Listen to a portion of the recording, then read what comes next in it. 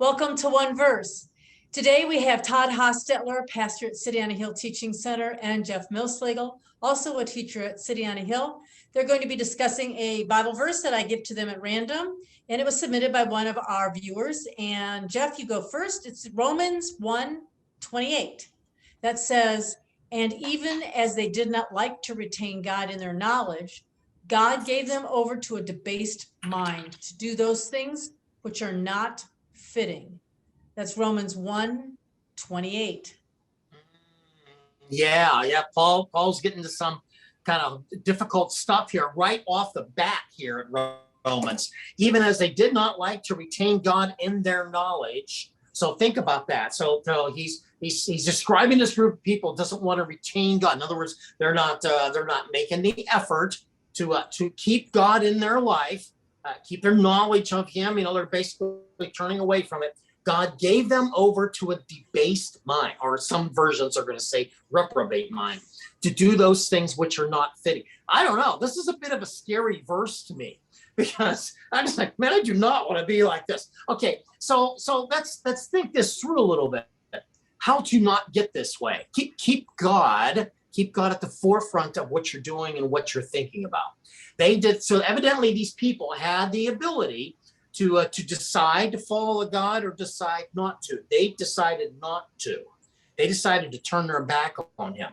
And because of that, God gave them over to a debased or a reprobate mind.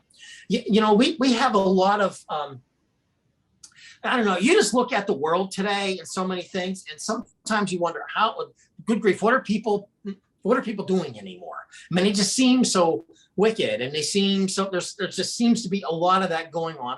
Yeah, I don't know, is it worse now than it's ever been? I'm not sure I can answer that, but I can say that it would seem like, God's very patient, but at some point his patience stops. Where that is, I don't really know, but I don't want to be on the bad side of that. So what I want to do is retain God in my knowledge. I don't want Him to give me up to anything else. I don't want to do things that are unfitting. I want to do my level best to retain God in my knowledge. I want Him to be in the forefront of what I'm doing, what I'm thinking, what I'm speaking, my activities, in all area of life. Because when we don't do that, it's amazing how the cascade failure of things can happen in my life. And we end up doing things, and this is what often happens in sin. People end up in places they never expected to be in their wildest dreams. But yet, because they didn't retain God, they didn't make that effort to follow Him. Little compromise, then medium compromise, big compromise, and then complete and utter disaster. So that's where we don't want to be. So how to keep that from happening? Don't give up on God. Keep Him in the forefront of your mind. All right, Pastor Todd, what do you got there for us? Well, if you go back a few verses before that, in verse number 21, it's kind of interesting because it says, because although they knew God, they did not glorify Him as God, nor were thankful, but became futile in their thoughts, and their foolish hearts were darkened. So it starts off by telling us, although they knew God, they refused to glorify Him, and they were not thankful, and they became futile in their hearts. They became blind. They could not see things. So that kind of leads up to this. And as you read the verses that come between there and into verse number 28, you do see this kind of building up of things. And it's what Jeff said. When Jeff mentioned cascade, it's kind of funny because I wasn't going to use that word, but I had that same image come to my mind where what happens is those who have closed their mind, they knew God. It says in verse number 21, they knew God, but they would not acknowledge Him. They refused to be thankful. In other words, they turned their hearts and they rejected God. And because of that, they became futile in their thoughts and futile in their thinking. Their minds were darkened and they couldn't see things. And then once that happens, then once you're blinded and your thoughts are futile, then you start taking steps, not on the pathway of righteousness and goodness that Jesus has for you, but all of a sudden you find yourself, you didn't even know it, and you're on the path of destruction, and you're on the path of bad things, and you're on the path of all kinds of disappointments, all kinds of frustrations, all kinds of defeats and setbacks. And then to verse number 28, then it says, and even as they did not like to retain God in their knowledge, God gave them over to debased minds. So they knew God, they denied God, they refused to glorify Him, And because of that, they did all those things. And then in verse number 28, they refused to retain God in their mind, and he gave them over to the debased mind. And once their mind became debased, then they do more and more things. And what Jeff said is exactly right. And this is what you see in the verses that follow. It's because they all of a sudden had a mind that was off of righteousness and on the things of unrighteousness, things that they would never have thought before would have been evil to them. They would never have considered those things. Things that would have been repulsive to them are now acceptable and in sometimes enticing.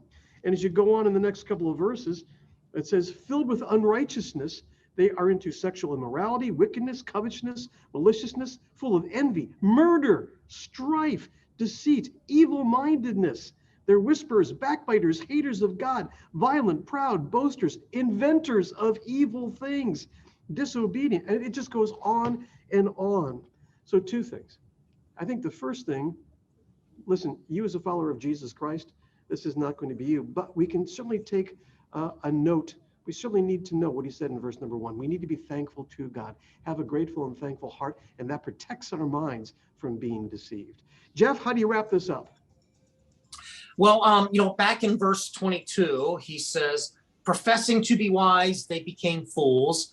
Talks about in verse 24, therefore God gave them up to uncleanness. And here's what they did in verse 25, who exchanged the truth of God for a lie.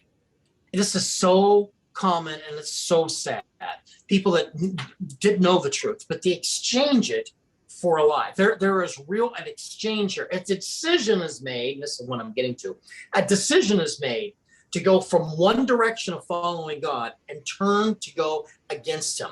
And they do this because they think they're being wise with it, but they really end up being foolish. And that is this kind of a simple summary of Romans chapter 1. But yes, it is a real, as we're saying, it's a cascade failure of one thing leads to another, and then you end up in utter destruction. So yeah, Romans chapter 1, one of those strong passages of the Apostle Paul. Thanks so much for watching OneVerse. We so appreciate you standing with us here, and join us next time as Pastor Todd and I get to share more of OneVerse from Scripture.